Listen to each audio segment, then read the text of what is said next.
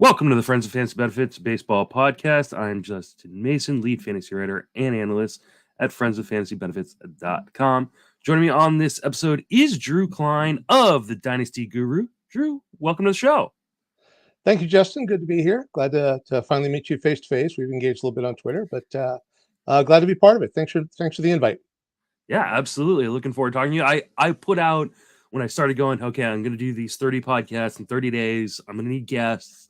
I put out a little thing on Twitter, and I think you were the most requested person. So people clearly need to be following you on Twitter. Where would they do that? On Twitter, it's AOK_fan, which is my initials. Originally, I tried to do something involving the Tigers, and Twitter just shortened it for me. But I like it fits. I'm a fan of the game. So I'm there on Twitter, and I'll be kind of, as you said, putting stuff out through the Dynasty Guru and maybe some other places as things move forward. But it's great to be part of it. I think 3 or 4 years ago, just kind of watching all this on Twitter, following the community, and got the nerve to jump in a couple years ago, and it's been a blast. Absolutely, and you're a member of TGFBI, so hopefully you'll be returning for that again this year, and maybe taking down a title one of these days. So looking forward to it. Definitely looking forward to it. Yeah, good. Actually, I won a humble brag, one of the qualifying events for it in 20, and that was a blast. So I'm really glad you put that on. That's a fun time. It's a blast, and TGFBI signups are going live, or are live right now. People can sign up through the end of January. If you are not in the industry and haven't won a satellite, you can win your way into the next year's TGFBI by signing up at tgfbi.com for a satellite league. But yeah, sign up. We're going to have a lot of people. We had over 400 last year. I'm hoping to have over 400 this year again. So it should be a blast. Let's preview the team. We're not previewing the Tigers today. We're previewing the Angels, which is a fun team for fantasy. It has 2 generational talents. It's had a lot of additions. And it has been a team in real life baseball that has been about as mediocre as you can be. So we'll see if their additions can change anything, take advantage of some of that generational talent they've got. Let's start with the catching position, which has some interesting guys on it. You've got Logan O'Hoppe, who is a rookie who came up last year for the first time. Max Stassi, who, I can't believe he's as old as he is. He feels like he's just kind of broken into the league.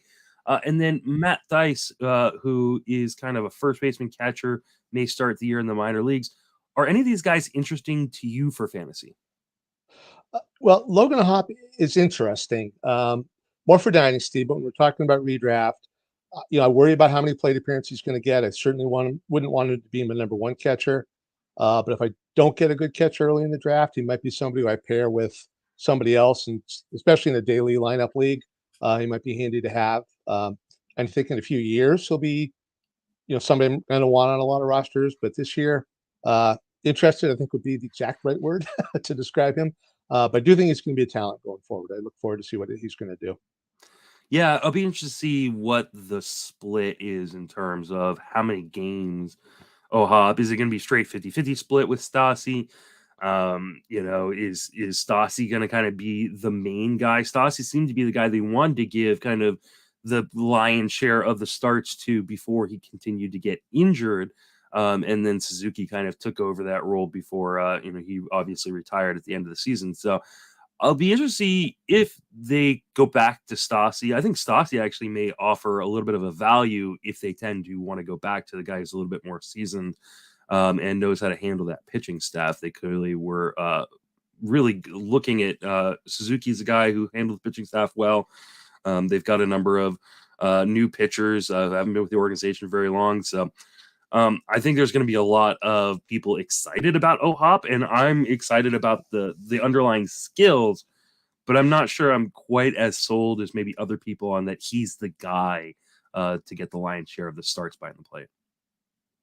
Yeah, I agree with you that for this year. And you bring an interesting point about working with the pitching staff, because that's the staff that's going to need it. And we don't really look at that for fantasy except for what's going to lead in terms of plate appearances. And that's something I just don't know anything about O'Hoppe. So, yeah, I think you raised a really good point there. Yeah. And then Thaddeus is a interesting guy. I don't think he's going to catch very much, but I think a lot of his plate appearances depend on how healthy the rest of the offense stays. If Right. Jared Walsh, depending on, and we'll talk about him here in a second, but if he's able to stay healthy, I don't know that there's going to be a lot of opportunity for Theis to make up much or make much headway in terms of getting into an everyday lineup, much less be on the active roster. Yeah. Speaking of Jared Walsh, this is a guy who has shown us he's got a ton of power. He's also shown some pretty big red flags in terms of health, in terms of his ability to hit against both-handed pitchers. Where are you at on Jared Walsh? He's going very cheaply right now. Is he a bargain or is he a potential landmine? I'm on the landmine side of that argument, Justin. I really think 21 is probably his peak year. You look at the years ahead of that. There's nothing really to predict that he's going to have that year. And I think last year, I know the injuries come into play a lot with him, and that's a factor. But I don't think the bat to ball skills are there strong enough to keep him up there. Late round, waiver wire, maybe even depending on how your draft goes in your league. But um, I'm not taking a late flyer on him, thinking that that's going to be like going to turn the team around for me at some point. I'm just I don't have that kind of trust. Yeah, I mean, I was kind of in on Jared Walsh last year, in spite of the major red flags. We're talking about a guy who's got a career 198 batting average against left-handed pitching, and I just worry that all the moves they've made. We're going to talk about all, the moves that they have made offensively. Tells me that there's a chance that a guy like Anthony Rendon moves over to first base. Brandon Drury is now in town. Giro Shell is now in town. Like they've got a lot of moving pieces on the infield. And it makes me wonder, is Walsh even going to be ready to play? There's been pretty much no news on him. And this is a surgery which we have very, very little information about how it affects hitters. I mean, we know that it can affect pitchers really drastically, right? I mean, very few pitchers have gotten this surgery and been able to come back and be even just a shell of their former selves. I think Alex Cobb being the one example of a guy who, after a few years removed, started to look like his former self. But other guys have just, Matt Harvey faded away. Other guys have faded away. But there's no real data on hitters. Like we just haven't had hitters have this surgery and come back. So I think it is much more of a landmine. Yes, he's cheap. I guess if you're like in a fab league where you can drop him really, really quickly, you can use one of your last picks on him and just hope. But on top of the fact that he's a huge injury risk, he's also a huge platoon risk because he's just so dreadful against lefties. Yeah. Moving on to the newly acquired Brandon Drury, I was actually a little surprised this is where he ended up. They seem to have a lot of depth on the infield, and if they were going to add to the infield, I thought they were going to add at shortstop, not at like first, second, third, where they seem to have plenty of guys who can play those positions. Drury had a breakout season literally out of nowhere. He was only drafted in a total of one NFBC leagues out of all the leagues they drafted last year. So, I mean, do you believe that Brandon Drury can kind of carry over what he did in Cincinnati last season for Los Angeles? And because he's a pretty interesting guy with multi-position eligibility. Yeah, I'm in on him. I do believe he can carry it on. He's got really good bat to ball skills, good contact skills, and the power was there. I think one of the interesting. There's not a whole lot of projections out right now, and it's early, but they range anywhere from 14 to 21 home runs for him, which is quite a range. I'm leaning toward the high end on that. I think that with that infield and I'll talk about that in a second, but I think he's going to get the at bats, and I think the multi-position eligibility will make sure of that. So, if they want to get one of the other guys in at second base, they can pop him in over at third. Probably you can play some shortstop, and so I think he's going to get a lot of plate appearances. I think the power is going to be there, and I think if he's batting at the top of the lineup, if he's in front of Trout and Ohtani, he's going to get some pitches because they're not going to want to put people on base in front of those two guys. So right now, the move surprised me as well, but I think it's not a bad position. It doesn't address their biggest weaknesses, but it's not a bad place for him to line up. But as I was preparing for today and looking at all these infielders and trying to think, where the plate appearance is coming from. Somebody here is going to get drafted, and then you're going to be just shaking your head because you're going to be on your roster taking up space, but not getting up the plate appearances. And whether it'll be injury or just not performing, time will tell. But yeah. Yeah, it's a pretty crowded infield situation there. You have to wonder if maybe there is another move coming at some point. Maybe they shift a guy like David Flesher into the outfield more than he plays the infield. I really don't know how it's all going to work out. And I like Drury. I like Drury a lot. And I mean, I like his flexibility. I do like his bat to ball skills for a guy who's a power hitter, 86% zone contact. Even after the trade, like is still pretty darn good for a guy like him. Um, I don't have a ton of worry that he's just going to fade away. I do worry that maybe the batting average won't be there, like it wasn't really after he was traded to San Diego. Yeah. But like that's fine if he's hitting like 240 and popping 20 something home runs. Like that's not a bad price on a guy who's eligible at first, second, and third. I do worry that the triple eligibility will overrate him a little bit, but I think he's fine where he is. And like I said, batting in front of Trout and Ohtani is going to be a pretty nice spot for him.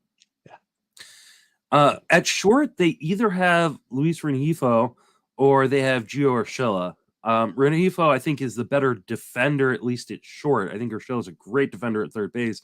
I worry about his ability to go laterally at shortstop. Rengifo is a guy that it seemed like they really, really liked at the end of last season. I mean, he was hitting high up in the lineup.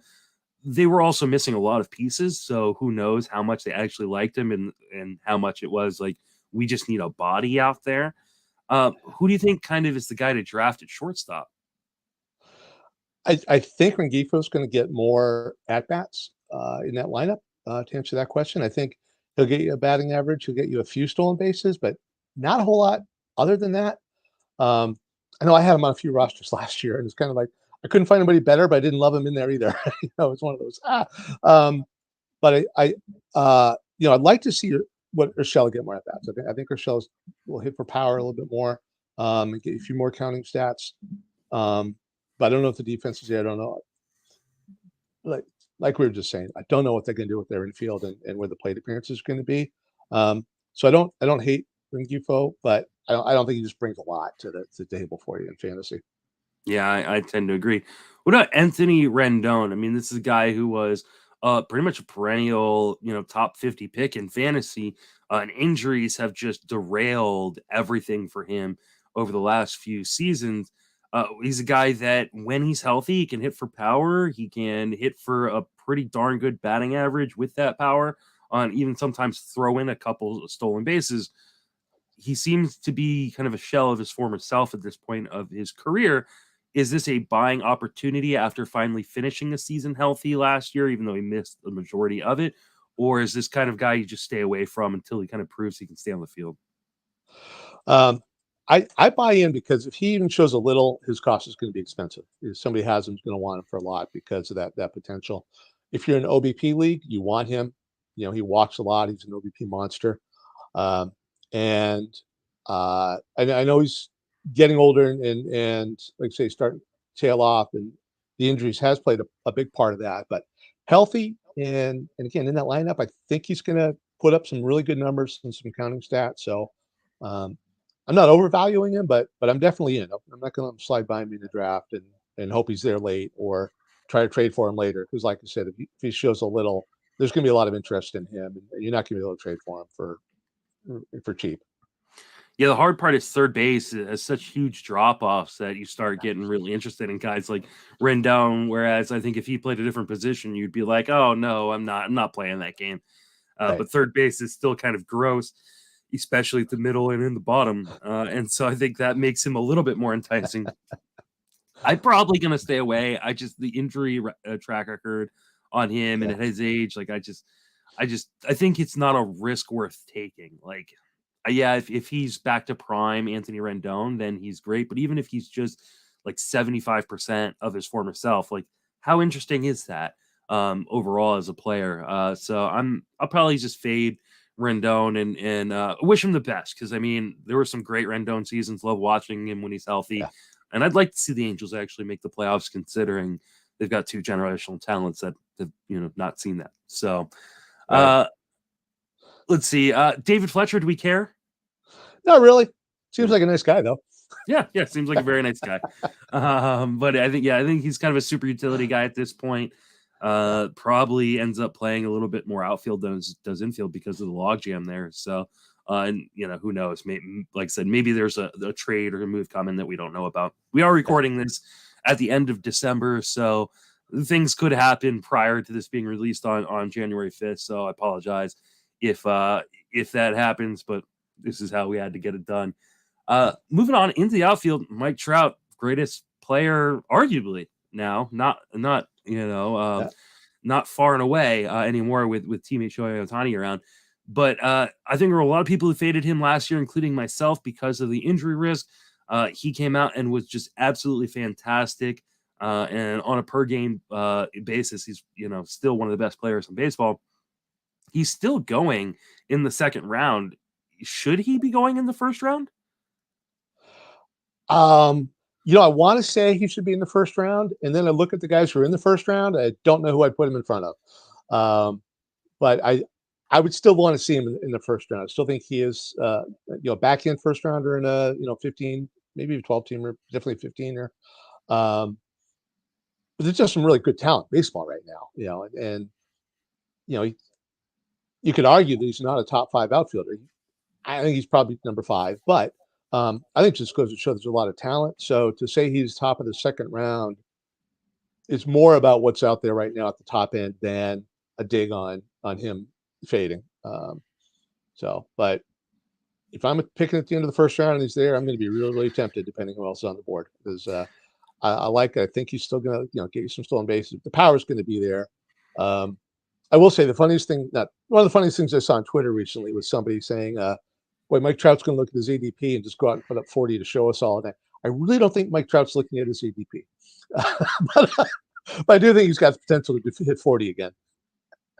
Every once in a while, we hear stories of players like calling into radio stations and like, "You guys are fading," or "You're not drafting me high enough." The fun story is Adam Wainwright years ago calling into Sirius XM and yelling at people who were in an industry draft for not taking him until like the 8th or 9th round. I don't think Mike Trout is that guy, though, unfortunately. I think it'd be great. I think it'd be very funny if it was. But yeah, I tend to agree with you. It's hard because, like you said, like I think he should be probably a first rounder.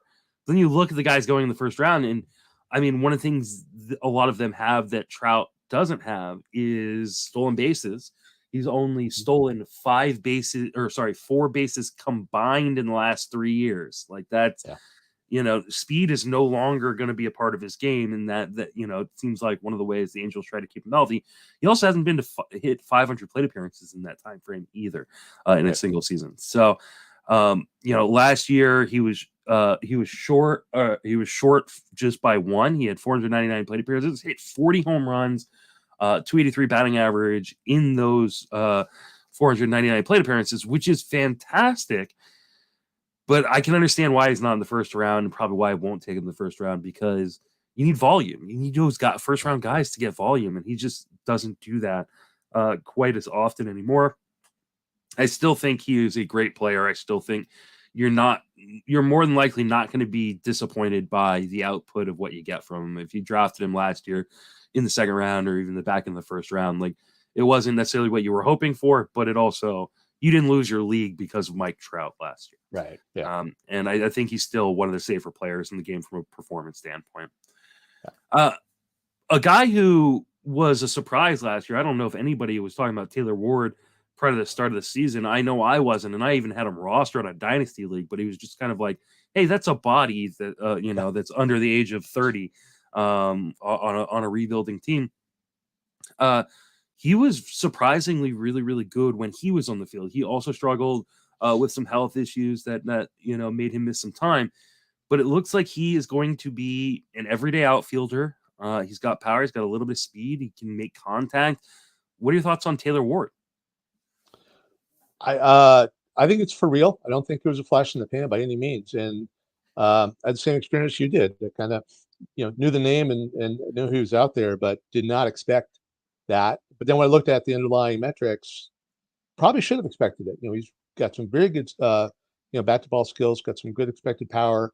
Um, in all those analytics that you look at, his OBP at 345, not too shabby. Again, if you're more and more people like in the OBP leagues, and he's somebody who's going to go, even higher there. Um, and I think a lot of people know about him. We're not going to be able to call him a steal. I think it's going to be really interesting the closer we get to season where his ADP ends up. Because I think that as you're looking in the draft, looking for power that's not going to kill you on the average, he's that profile. He's your, depending on how you build your roster, your second or third outfielder on a lot of rosters. So, I think he's somebody to keep an eye on. And in your drafts, don't wait too long. I think somebody's going to be grabbing him. Yeah, and I think one of the issues too is similar to Rendon at third base. Is outfield is atrocious this year. I mean, Oh, yeah. you get past like the first 20, 25 outfielders, and you go, really, this is what I have to choose from. So those of you play in 15-team 5 outfielders leagues, you're going to be hurting for outfielders. There's just no doubt about it. And I think Ward is a really, really great option. He's currently going off the board as the 31st outfielder, 131 overall on NFBC. I think that's a pretty darn good price. I don't think he's a steal by any stretch of the imagination, but I kind of like where he's going. And I think he is one of those guys that not going to hurt you in any category. He's going to chip in some stolen bases. He's going to hit for power. 87% zone contact, shows a really nice bat to ball skill. So yeah, I like Taylor Ward quite a bit. I also like the other guy they've got on the other side of the outfield that they just acquired. That's Hunter Renfroe. Hunter Renfroe going off the board just behind Ward, 35th outfielder off the board, 151 overall. I think there are people who are fading him again for no apparent reason. What are your thoughts on Hunter Renfroe? I laugh. I'm a Tigers fan, but I live in New England, and the Red Sox just kind of traded him for a bag of balls a couple years ago. And last year, all the fans out here like, why did we let him go? I think he's quiet. I think he's under the radar. People don't really notice him. He puts up really good numbers and solid numbers. I'd rather have Taylor Ward, but not by a whole lot. I think, I think Renfroe probably a source of cheap power. I think he's got a really good shot at hitting 30 home runs. He doesn't walk as much. He's not, going to boost your OBP, but he's not going to kill you either. He's just solid. When you're at that point in the draft, you look for somebody, like you said, who's not going to hurt you too bad in too many of the categories. And then if he does spring and hit 27 to 30 home runs, you're going to be really happy with that. And he is somebody I think people are going to overlook. They're going to fade. You probably get him a little bit later than you should. But I always assume there's somebody in the draft who's smarter than me and is going to grab him too. So I get nervous about fading too far. But yeah, I like Hunter Renfroe a lot, and I don't understand why he doesn't get a little bit more hype than he does. I wonder if he still just has this kind of belief about him that he's the risk of being a short side platoon guy because he struggled against righties earlier on in his career. He was a really bad defender. He worked really hard on improving that defense when he was in Boston. And the righty lefty splits have really gone away. I mean, he hit pretty much exactly the same against left-handed pitching and right-handed pitching last year. There's still a ton of power in that bat. He's cut that strikeout rate. I think he's gonna play full time for Los Angeles, which kind of kills the value of the next two guys I'll bring up. One, Mickey Moniak, who I don't know that anybody at this point we're going to be super excited to draft Mickey Moniak. But the other is Joe Adell. And Joe Adell is a guy that is just about as toolsy as you could be. I mean, the athleticism on him is elite. Like if you were just looking at guys and go, okay, who are the best athletes in baseball? I think Joe Adell would often make that list. He's extremely fast. He's extremely strong. I mean, the video game numbers he put up in high school prior to being drafted were just insane, but he has never been able to make contact at a consistent rate, strikes out way too much. And he's, in spite of being a really amazing athlete, he's an atrocious defender. Is it time to just give up on Joe Adell? I think it is. And his whole time as a prospect, that was the the word on him. Just amazing athlete, but can he hit the ball? Can he hit, AAA pitching? Can he hit major league pitching? Can he do it consistently? And I don't know. I don't know if he works hard or doesn't work hard. I don't know if he's coachable or not coachable. I don't know what coaches have tried to do with him. I agree. The tools, the athleticism is there. You're just not translating to, being, a great baseball player. I want to be there when it does. I'd love to see somebody like that just kind of dominate. But I don't think it's going to happen. I don't think the Angels think it's going to happen. Look, I don't think they've really invested a lot into kind of making a commitment to him. But they're not trading him away or letting him go either. So I know they're keeping him around. Mickey Moniak, I don't know if you remember when he came up at his FYPD, like everybody's fighting to draft Mickey Moniak that year in dynasty leagues. And I like he's still around. He's a plugger, but not anybody's going to be a great help to your fantasy team. But I like the story. Yeah, I agree as well. But for me, Adele is just sad. Like, because I no one was a bigger Adele fan than me when he was drafted. I still have him on dynasty league teams, and I don't know if I'll ever completely be able to give up on him, but as far as 2023 is concerned, I can't imagine he ends up on more than one or two of my like draft champions type teams. Like, it just, unless there's an injury, he's not going to play. And even if there is, he may still be a fourth outfielder on that team. So unfortunately, maybe he learns to make contact and proves us all wrong. I hope he does, because I mean, the guy could be a special talent if he could just make league average or even below league average contact. Right. Moving on into the pitching, I guess pitching, hitting still a little bit. I mean, Shohei Ohtani, what can't the guy do? Obviously a first-round pick in every format. The question becomes, I guess, should he be the first overall pick in most formats? If you have daily lineup, I think so. I always seem to get him in weekly lineups and never know what to do with them. But in daily lineup, he ought to be a top 3 and probably a 1-1. I think so. I think that forgetting that quality in both sides of pitching and hitting, it's like getting 2 players, which is not an original thought, but just one you can't ignore it there. Even as a pitcher alone, he's top 5, top 6. So yeah, well worth it. Yeah, I mean, in daily moves formats, he's usually the number 1 player. And I don't think that is particularly close. I was actually in a 3-sport league draft in which he was taken first overall between the 3 sports, which I totally understood, because not only do you get a pitcher and hitter in one spot, you then get that extra spot to backfill with another player. It's just so much, has so much extra added value. In your weekly leagues, he can be frustrating. Like you said, it's hard to know when to start him, when not to start him, or as a hitter or as a pitcher. I still think he is probably a top 10 pick in that format, especially because it gives you the added flexibility of, hey, my pitching is really, really strong, but I need him as a hitter. Or, if halfway through the season you go, well, now my hitting's great, but my pitching needs a boost. Like, it's like getting a mid-season trade on your own team without having to give up any assets, and you still get that extra roster spot, right? Yeah. So, and the thing is that with the way the Angels treat their pitchers, which is probably very smart, nobody gets a 2-start week. So he doesn't give you that. Like if you had that, then that'd be easy that week. Like, oh, I'll take the 2 starts and give up the bat. But not with the Angels. But I wonder. I mean, at this point, it looks like they're running 5 starters. I wonder if that.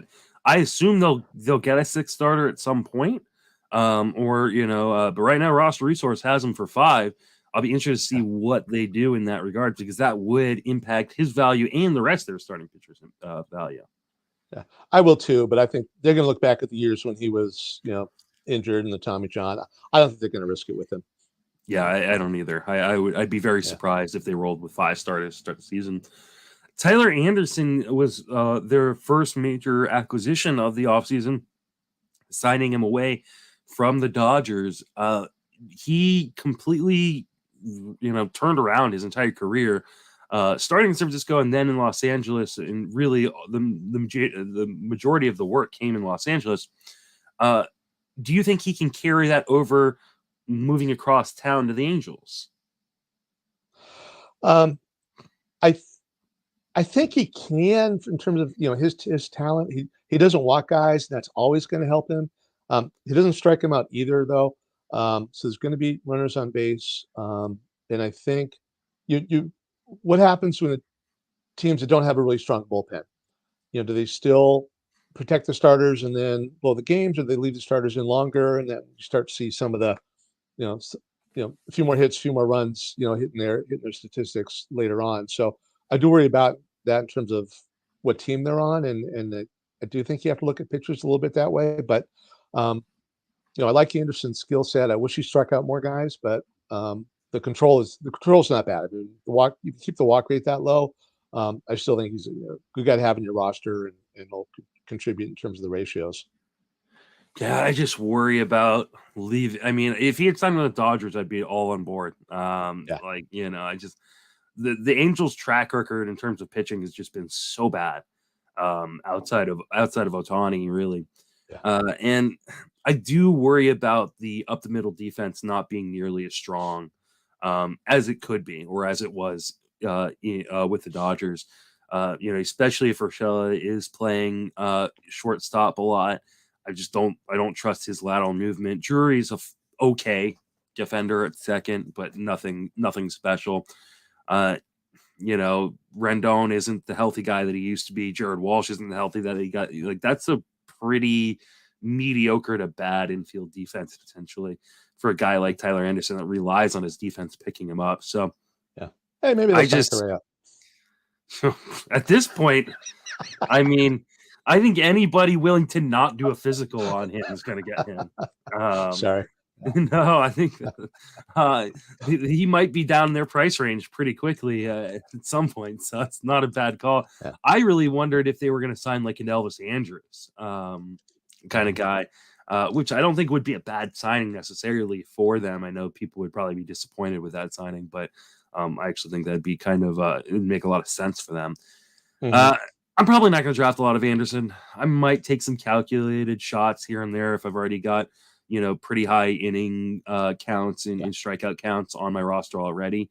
And the price isn't overly prohibitive considering how great of a season he had last year. I really thought he'd be being drafted a lot higher than he is. So Anderson's fine. I'm not jumping for joy if I leave with him in a draft, but I'm also not hating my team if I do too. Yeah, I hear you. I think people are seeing that lower strikeout rate and just not, and they're not going to buy in. Patrick Sandoval had a really interesting year last year. If you look at his strikeouts, his wins, his ERA, you're like, man, he had a breakout season. Then you look at his whip and you go, oh my God. And that whip is actually what killed his season. And I think his whip is one of the most underrated stats when people are evaluating fantasy stats in terms of starting pitching. Is Patrick Sandoval overrated a little bit, considering his health profile hasn't been great over the last few years, and he's just a whip killer? I think he is overrated. I have trouble getting too excited about him. I think the walks are a big part of that and make up that. And the whip gets higher, the ERA is going to follow. And like you said, we've already talked about the defense a couple of times there. That they're not going to bail him out either. So I'm not in on Sandoval. I'm not really kind of looking to draft him, and there's probably other pitchers at that range if I'm looking that I'm going to move toward. I just when he came up, people started talking about him a couple years ago. I was looking at him. I wanted to like him. There are things in the profile you see like, oh, this could be really good, but I just don't think it's all there, and I think they'll do more harm to your ratios than he will good. Yeah, Sandoval was a guy that I targeted last year in a couple drafts, and for the most part, he was fine. He just, you had to figure out other pitchers to offset that just real huge deficiency. And it's one of those things that's interesting because I did my own projections this year, as opposed to relying on other places projections. And when I put in the whip I had for him, which was like a 130, it really dropped into like outside the top 60, 65 starters. And I went, oh, okay, wow, that is a killer. It's just the absolute killer. And so, you can't really take him where he's going if he's giving you that kind of whip. And the fact, like that you mentioned, that they run a 6-man rotation most of the time, and the fact that he will rarely ever, if at all, get a 2-start week, that hurts. Like, you want those 2-start weeks to be able to stream in and out, because now he becomes a borderline week-to-week starter if he's never getting a 2-start, and he's going higher than that. Yeah. A guy who's not going very high at all, in spite of the fact that he had a pretty remarkable season, especially if you kind of look at what he did down the stretch, is Jose Suarez. Jose Suarez currently going at pick 357 in NFBC. And if you look at what he did down the stretch, he was one of the better pitchers in the American League. Are people sleeping on Jose Suarez? I think they are. I know I am. But actually, getting ready for this, I started to take a harder look at him, and I kind of saw what you're seeing there. He throws the ball over the plate, controls his walks okay, and his walk to K percentage isn't too bad. I think he's somebody who is going to help your team out, like you said, and he's probably the definition of under the radar right now. Like you said, I think people are sleeping on him. I wish I had more detailed things to say about him. I really didn't have time to do a whole deep dive. He's just kind of, fifth starter on the Angels. Who's going to look at him? But I think we should. I think as we're getting closer to draft time, or don't stop. On the list. Before you get to him and see where you're going to slot him in. Yes, Suarez made a pitching change about halfway through the season. He started throwing the slider more. It became a better pitch, kind of in relation to that. And during the second half of the season, so from his July 26th start on, he had a 2.81 ERA. He had 58 strikeouts in 64 innings, so just a little over 8 strikeouts per 9. He only gave up a total of 11 walks, so 1.5 walks per 9 in that time. And he only gave up 5 home runs during that time, so a 0.7 homer per 9 in the second half. He was a very, very good starting pitcher, and that included a couple blow-up starts. So, it wasn't like he was just getting lucky, or he had those blow-up starts, but also limited damage so well in the other ones. Is he going to continue that into next year? I'm not saying he will, but I think he could be like a 3.7 kind of pitcher with a good whip and enough strikeouts to matter. I think he is completely being slept on at his current price, and I'm going to be getting a lot of shares if he continues to go so cheaply. Yeah, it's based on ball percentage. Second half last year was 5%, and if he can keep it down there, it's a really good buy. Yeah. What about Reed Detmers? What a up and down season. You throw no hitter, you get sent back down to the minor leagues, you come back, you're great. Who is Reed Detmers? That's a story of his career. His FYPD drafts, you saw him going anywhere from 12 to 20s. And you never know with pitchers. I want to like him. I do like him. I want him to do well.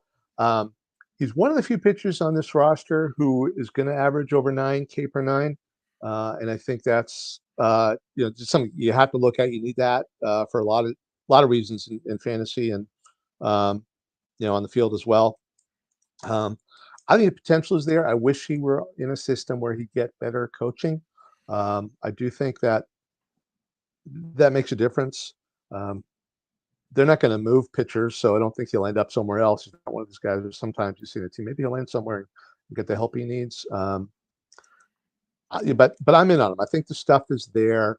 I think he obviously didn't. The consistency needs to be there. You need to see it before we get too heavily into him. But we've seen the peaks, and the peaks look pretty good. And if he can just put it together for a whole season, he'll be pretty valuable on a roster. Yeah, I mean, a lot of it comes down to control for him. When he has good control in a given start and he's not walking a bunch of guys, then he tends to pitch very well. He pitched really, really well down the stretch, after coming back from the minor leagues. And it looks like he is kind of guaranteed a roster spot and a rotation spot currently with the Angels. So I think he is kind of a fun pitcher to take a gamble on. I don't think we're gonna run into too many like innings issues or anything like that with him. Considering he threw 129 at the major league level on 6 in the minor league, so he should be able to get to 150 pretty easily. Doesn't really give up home runs. Only gave up 2 home runs in the second half. So as long as you keep that control in check, I think we're looking at a guy, ready to take another step. I like Reed Detmers a lot for 2023. Mm-hmm. Is there any other starting pitchers we should care about on the Angels? I don't think so. I think, like you, I think you either could pick somebody up or, promote somebody we're not thinking about. But the minor system isn't really. There's nobody knocking on the door. So I'm really interested to see, because like you were saying earlier, I think they will go with 6. I just don't know who number 6 is going to be. Yeah, I think they'd like it to be Griffin Canning if he's healthy, but that's a huge if considering, what he's kind of been through the last few years. Chase South could be the 6th guy. I tend to feel like they're going to pick up somebody, maybe like a Michael Wacha, that kind of arm, veteran arm that can soak up innings, give them that 6th man in the rotation kind of guy, and leave their, AAA starters kind of intact in case someone gets hurt. So my guess is there's another move, a minor move coming, like I said, a Michael Wacha, I don't know, a Chad Kuhl, someone like that, yeah, either of those guys would fit.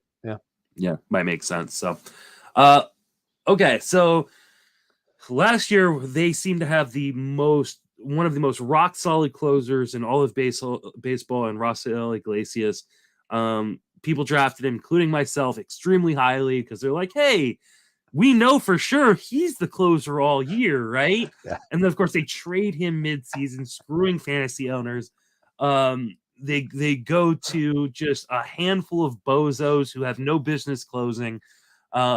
They make a move to bring in Carlos Estevez on a 2-year deal. So with legit, like I think $6.5 million a season. They also have Jimmy Herget there as well. Is one of those guys the closer? Is there somebody else we should be talking about? Do we care? Well, I think we care a little bit because somebody's got to get the saves, and saves are so valuable, in this game we play. And I think it's going to be Estevez at the start. I think he's got, again, the power. I think he's got the strikeouts. I think he's kind of got the stuff to do it as much as anybody in that bullpen. A name I want to throw out there is, what if Ryan Tepera walked fewer guys? If he could get his walks under control, I could see him sliding into that role at some point during the season. I don't think Jimmy Herget's a huge hurdle for him to go over. But if I have to draft one of them, I'm going to start drafting Estevez, and I'm going to watch the other 2 on the waiver wire if I see them starting to get opportunities. Yeah, I think you're absolutely right. I think it's Estevez's job. I don't think you give a guy like him that kind of money on a 2-year deal if you're not thinking he's gonna be the guy. And maybe they bring in another arm to kind of set up or to help bolster, the back end of that bullpen. But I think for the most part, Estevez is going to be given the opportunity. I think Herget is the guy if Estevez falters. But Tepera has always been an interesting arm. They also have Aaron Loop, who can, come in certain situations and close games. So it's a bullpen that I think gains a lot by Estevez's arrival. Yeah, I think so too. And Aaron Loop is an interesting name. I don't know if he's a closer, but if you're in a league that has holds, yeah, and/or his ratios are always good, his name just, whenever you sort through all those things, looking at relievers, his name always kind of the top half of the top there. And like he's got good numbers, but I don't think he's got stuff to be a closer. But depending on your league, he could be valuable. Absolutely. Well, Drew, thank you so much for joining me. It was an absolute pleasure. Justin, you're very welcome. Thank you for having me. I really enjoyed it. Thank you. Appreciate it. Hopefully I brought something to the table. Absolutely. Definitely go follow Drew on Twitter. Where can people find you on Twitter, and where can people find your work? My Twitter handle is at AOK_fan. And I've been writing for the Dynasty Guru. We're doing ranking season. A few days ago, on January 2nd, we started posting the rankings, starting with the outfielders. So we're going to trickle them out Monday through Friday, 2 posts a day, risers, fallers, our rankings, and then probably mid-February we'll get the full 500 both overall and the top prospects. Really exciting work, good group of guys to work with, and America's guest on a podcast when I can throw my name out there, and just love doing stuff like this. So but check us out over there, and Justin, again, thank you very much for all you do for the industry as well as this podcast, and for having me on. I really got a kick out of this tonight. Thank you. Absolutely. It was an absolute pleasure. You can follow me on Twitter at Justin Mason FWFB. Email me at the show, friendsoffantasybenefits@gmail.com. Give us a 5-star review. Really, really helps us out. And if you give us a 5-star review, I'll give you a shout out on a couple future pods. We may actually even do some giveaways of stuff. Maybe some t-shirts, maybe bobbleheads. I don't know. We'll figure something out at some point.